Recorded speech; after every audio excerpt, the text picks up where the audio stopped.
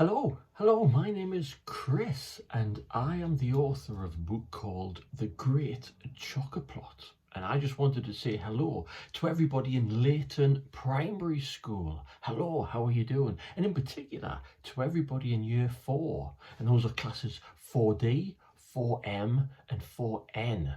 Because I have had an email from one of your teachers, Miss Bosley, and she has been in touch with me to tell me that you have started reading The Great Chocoplot, which is very exciting. Well, it's exciting for me anyway. I hope it's exciting for you. I hope you are all enjoying reading that. So yes, so that is my book. I wrote that. I originally wrote that for my daughter as a Christmas present, and it got turned into a real book a few years ago. So that was very exciting. So I hope you are enjoying reading that story. Now, I have been sent a few questions. Okay, so I'm going to try and answer those questions for you. Okay, I hope they're not too tricky. Okay, so question 1 here is, when did you first realise you wanted to be a writer? Oh, that is a good question. When did I realise I wanted to be a writer? Well, do you know what? I've realised since I've been a published author that I have always been a writer. I've always just scribbled things down. I've got maybe some examples. I always have a little notebook. That's a very old notebook from a long time ago. So I was always scribbling things down. Look at that handwriting there. That is from a long time ago, isn't it? But I was always scribbling my own stories. And here's an example of a very early story here, The Wonder Boys by Christopher Callaghan. That's me. And so I was, starting to write stories and even doing little illustrations. Now, I was doing that probably when I was your age. So I've always been scribbling stories. So I always just enjoyed writing stories. I never really dreamed that writing would become a job or something I would do full time or anything like that. But I spent years and years and years just writing because I loved doing it. I've had lots of normal jobs as well. I used to be in the military. I used to work in environmental science, but I always scribbled stories when I was doing that. So I suppose, when did I realize I wanted to be a writer? I just always have been a writer. And all you've got to do to be a writer is to write, and to write stories. You get a notebook, you write your own stories, or on bits of paper, and you will be a writer. It's as simple as that. Okay, so question 2. How long does it take you to write a book? Right, well, that's an interesting question as well. I mean, I've only written the one big book, long book, as I say. This is quite a long book. There's quite a few pages in that one. But I have just recently wrote a lot of very short books. Very excited about these. These are called Shinoy and the Chaos Crew. And there's a whole series of adventure. This is only some of them. So these are much shorter books. These are full of action and adventure. So maybe your school may be interested in getting these. And there's some graphic novels of Shinoy coming out very soon, and I've been busy writing them. So I suppose these do take different lengths of time. I mean, to write each one of these takes a lot shorter time than it does to write the Chocoplot. I mean, when I originally had the idea of Chocoplot, I spent a few months writing a very early draft, a first draft, a first version of it.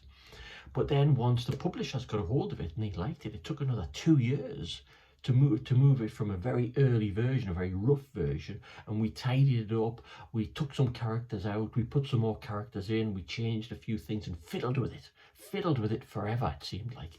And so from having the first idea to it being in the shops, it was about 3 years. So that's how long Chocoplot took. So, but other authors may be a lot quicker, and some authors will be a lot slower. I think it does depend on lots of things. That's a very good question.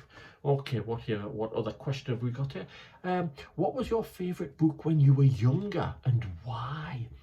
Well, what, I've got something to admit here. I didn't really read that much when I was younger, which is a terrible thing, and I wish that I had. But I really, really struggled with reading. I could read, but I struggled with the process of reading. I found reading a little bit boring, if I'm honest. And that's one of the reasons why I've written these Shinoy books, because a lot of these are very short stories, because I found short stories a lot easier to read. And that's why, I really I've enjoyed writing those, and I'm hoping that people like me, who maybe don't read so much, might like reading those. So I didn't really have one particular book that I love, but a book that I do remember reading, which is always maybe got fond memories of, is a book called The House That Sailed Away by Pat Hutchins.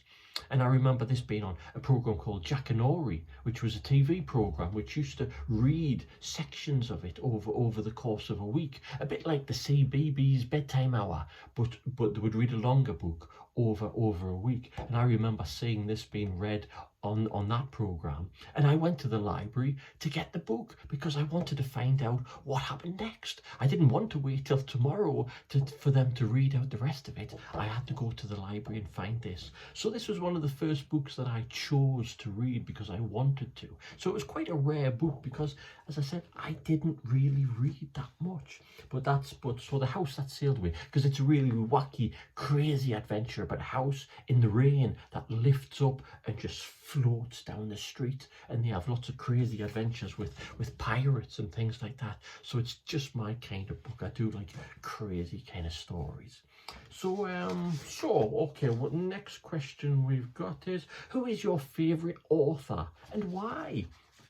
My favorite author? Well, that's tricky because I really like reading books now. I didn't used to, but I do like reading books now. A book that I'm reading at the moment is, I've been very lucky to get an advanced copy of this. This one's Johnny Ball, Undercover Football Genius by Matt Oldfield, and got some great illustrations there as well from Tim Wesson. But I've read Matt's first book, the first Johnny Ball book, and I really enjoyed this. And you don't have to be a football fan just to read this. It's really funny book, really entertaining book there. So, Matt is one of my favourites at the moment. But I've got some of my books just over here that I think I'll pick out some of my some of my favourite authors here. Jennifer Killick. Oh, right, fantastic story, very funny stories as well. But this is this is an advanced copy. I'm very lucky to get some copies before they go in the shop. Of Crater Lake Evolution. But Jennifer Killick, she writes lots of silly books as well, lots of adventure books. So worth investigating some of hers. And here's, oh yes, Gareth P. Jones. Again, Gareth writes lots and lots of different kind of stories. He does picture books and everything. He's a very, very talented author. And another one of my favourites is Gabrielle Kent, and she writes again lots of action and adventure. So there's some of my. I can't really choose a favourite. I mean, I do like, I suppose, I read a lot of Roald Dahl stories with my daughter when she was growing up. So I suppose we're all maybe familiar with Roald Dahl. But I think there's so many authors out there at the moment writing so many fantastic books. So you investigate all the new books that are coming out. Right, question 5. What was your inspiration for the book? So what was my inspiration for The Great Chocoplot? I'll tell you quite simply what my inspiration was.